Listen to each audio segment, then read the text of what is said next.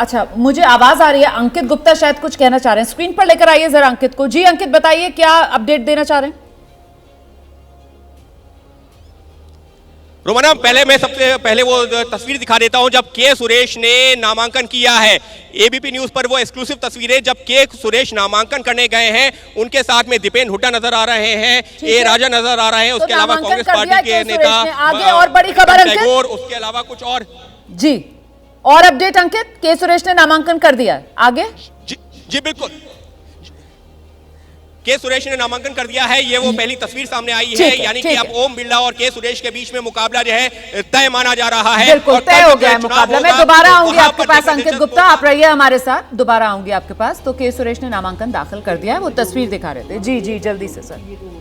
नामांकन कर दिया है, लेकिन अब भी एक संभावना है कि यदि सरकार और विपक्ष आपस में बैठ के कोई बातचीत करें तो नामांकन विड्रॉ करें और सहमति गुंजाइश बाकी है अभी। लेकिन वो गुंजाइश के वाकई में बाकी है, क्योंकि अभी एक शब्द का इस्तेमाल किया विजय सर ने कि साहब विपक्ष जो है वो पिछले मतलब 40-50 साल में सबसे मजबूत विपक्ष देखने के लिए मिल रहा है। ये मामला पूरा विपक्ष की मजबूती का है, या फिर विपक्ष बार बार जिस बात का एहसास बीजेपी को कराता है कि साहब आपको पूर्ण बहुमत नहीं मिला, ये एनडीए की बैसाखी वाली सरकार है, ये उन फॉल्ट लाइंस को कहीं ना कहीं कुरेदने की एक कोशिश विपक्ष की तरफ से।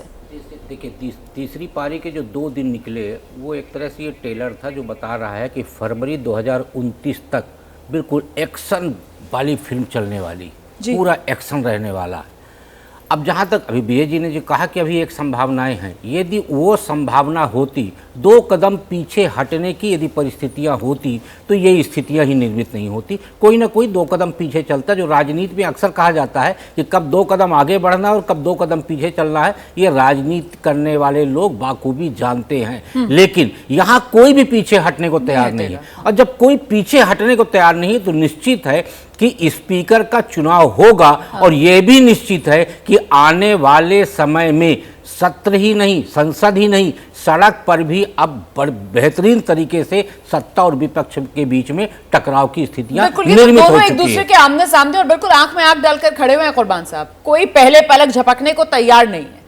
रोमाना, मैंने लगभग 3 दशक तक संसद की कार्रवाई कवर की है, और ये जो जिम्मेदारी है रूलिंग पार्टी की होती है, फ्लोर मैनेजमेंट कहा जाता है जी। और इसके लिए ये होता है कि आपसी बातचीत पर्दे के पीछे हो जाती है, उसमें ऑन रिकॉर्ड जाने की भी कोई ज़रूरत नहीं होती है।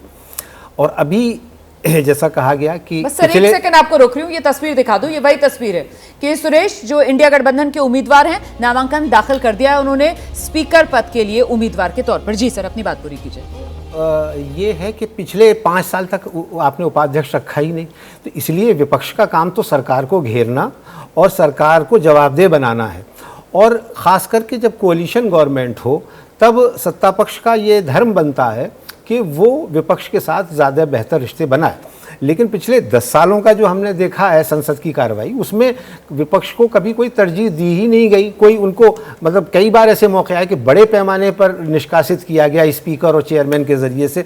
तो अगर सरकार चाहती है, और जैसा प्रधानमंत्री ने अपने बयान में कहा, जिसको राहुल गांधी ने कोट किया, कि अगर आप चाहते हैं तो पार्लियामेंट्री डेमोक्रेसी में तो आप रंजिश नहीं होती, मिलजुल करके ही काम चलाया जाता। और फ्लोर मैनेजमेंट चूंकि आपको करना है, आपकी जिम्मेदारी है, इसलिए आप अपोजिशन को, अगर ये बात सिर्फ इतनी कहनी थी कि हाँ आपकी कंसेंसस से अपोजिशन जो प्रैक्टिस है वो रहेगी, तो उसमें क्या जाता। लेकिन आपने भी तो अपनी नाक का सवाल बनाया और इसीलिए ये झगड़ा सामने देखने बिल्कुल सर, देखिए नाक और साख का सवाल तो हर तरफ से बनाया गया ना। हर कोई ये दिखाना चाहता है कि वो खुद कितना मजबूत है और सामने वाला कितना कमजोर इस बार के चुनाव नतीजों और जनादेश से उभर कर सामने आए। इस पर चर्चा आगे बढ़ाएंगे, लेकिन इस बीच केंद्रीय मंत्री हैं पीयूष गोयल, उनका बयान सामने आया। विपक्ष गलत परंपरा को बढ़ावा दे रहा है, यह कहना है पीयूष गोयल का।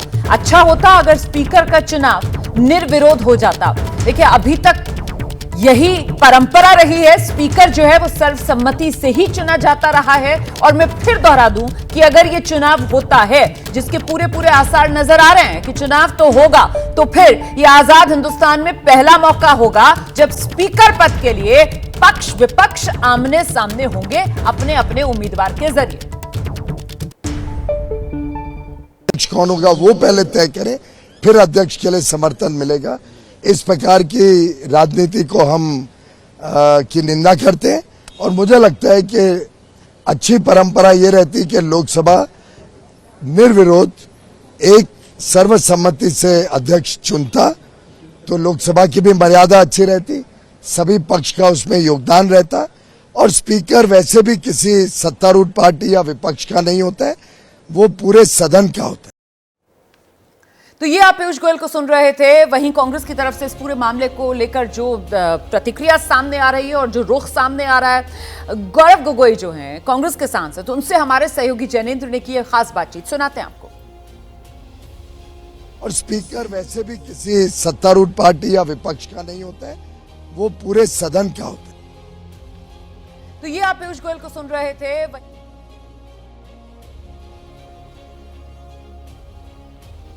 कुछ दिक्कत आ रही है, मैं आपको आगे सुनाऊंगी। गौरव गोगोई से खास बातचीत की है हमारे सहयोगी जैनेंद्र ने। देखिए, इस वक्त विपक्ष को भी जवाब तो देना होगा कि आखिरकार लोकतंत्र में ये नई परंपरा स्थापित क्यों करना चाहता है विपक्ष। आज तक जिस पद के लिए चुनाव नहीं हुआ, सर्वसम्मति से जहां पर चुनाव होता रहा, वहां पर अपना उम्मीदवार उतारकर। प्रोफेसर चंद्रचूड़ सिंह, आपको क्या लग रहा है, विपक्ष की तरफ से यही दिखाने की ज्यादा कोशिश कि इस बार ये सरकार मजबूत सरकार नहीं है जी, इस बार विपक्ष देश का ज्यादा मजबूत है, पूरी की पूरी कोशिश यही स्टैब्लिश करने की? देखिए, ऐसा ही है क्योंकि मनोवैज्ञानिक रूप पे सरकार ये दिखाना चाहेगी कि ठीक है कि भारतीय जनता पार्टी के पास उतने नंबर्स नहीं हैं, लेकिन एनडीए के रूप में ये एक सशक्त सरकार है और स्थायी सरकार है। वहीं दूसरी ओर विपक्ष ये दिखाने की कोशिश करेगी कि बस सब कुछ खत्म हो गया और अब उनके पास जो शक्ति है वो अपार शक्ति है। मुझे लगता है कि विपक्ष को भी थोड़ा सा संयम रखना चाहिए, क्योंकि जनता ने उनको एक जिम्मेदारी दी है, एक उत्तरदायित्वपूर्ण राजनीति करने की। आप याद रखिए, जब बालयोगी जी बने थे स्पीकर अटल जी के सरकार में, तो उस समय भी जब डिप्टी स्पीकर का जब चुनाव होने को आया तो लगभग 270 दिनों के बाद डिप्टी स्पीकर को बनाया गया था। तो मेरा ये मतलब मानना ये है कि इस प्रकार से कि पहले ये कर देंगे तब हम वो कर देंगे, ये कहीं ना कहीं एक बार्गेनिंग पूर्ण राजनीति है और वो मर्यादा के विरुद्ध है। विपक्ष बहुत ज्यादा जल्दबाजी में, बहुत आक्रामक विपक्ष, और कई बार ऐसा लगता है कि विपक्ष इस बात को शायद समझ नहीं पा रहा है कि कुछ भी हो, जनादेश यही है कि विपक्ष को विपक्ष की भूमिका में ही रहना है और सत्ता पक्ष एनडीए को ही।